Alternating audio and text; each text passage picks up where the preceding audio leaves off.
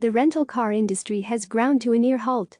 This is what that means for automakers and car buyers. New York: the nation's rental car companies are in deep trouble.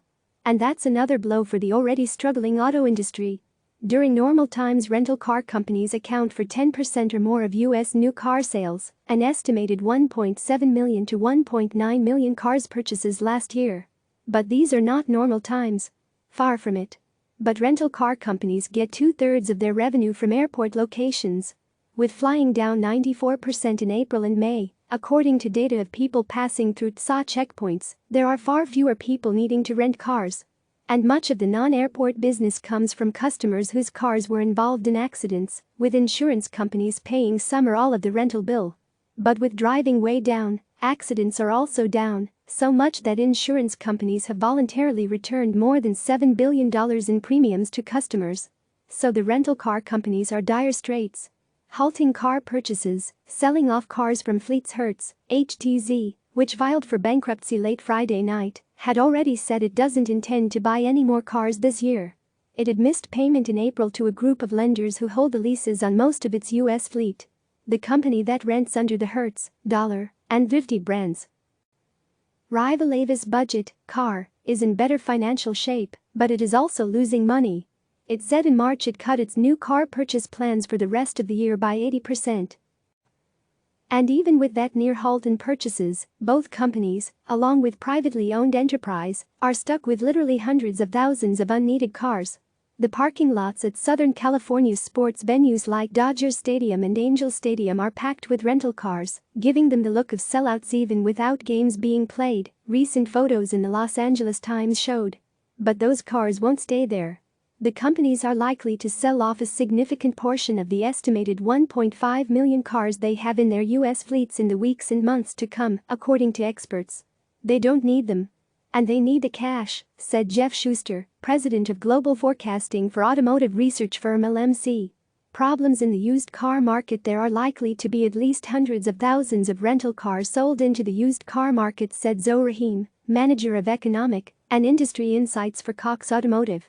He said it's tough to know how deep the cuts will be. Hertz said it has sold 41,000 cars from its U.S. fleet and another 13,000 cars in Europe in early March, but that the halting of used car auctions and closure of many used and new car dealerships essentially brought sales to a halt. The difficulty in continuing to sell cars is one of the reasons it cited as the cause of its bankruptcy filing. Avis Budget said it already cut its U.S. fleet by 35,000 in the first half of March.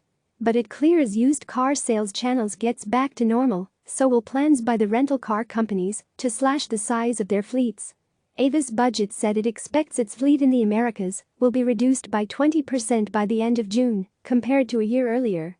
I think the used market is bracing for quite an influx of vehicles which will drive prices down and put pressure on the market, said Schuster. Hit to automakers' sales to consumers: that drop in used car prices will hurt the automakers' new car sales in a couple of different ways. First of all, it will create an alternative to a new car purchase for some buyers who would be looking to buy. Now they can buy a late model, relatively low mileage used car at a fraction of new car prices. And that's bad news, especially now with so many potential buyers dealing with financial setbacks during the COVID-19 pandemic. There is a bigger population looking at the value of used vehicles, said Rahim. And while the lower prices for a used car could be good for used car buyers, it's bad news for new car buyers. It can reduce the value of their trade-ins. And it can also raise the cost of leasing a new vehicle, the price of which includes a calculation for the value of the car at the end of the lease. All of this is interrelated, said Schuster. It affects what consumers will buy. And none of it is good for the automakers, which are already struggling with problems of bringing production back online after shutting U.S. factories for nearly 2 months. The sales to rental car companies typically are among lowest margin sales made by the automakers, especially compared to retail buyers who are more likely to pay for the higher-priced options. But while sales to rental car companies aren't necessarily the most profitable sales, they move the metal and generate cash that is needed right now, said Schuster. Click subscribe to receive the latest news.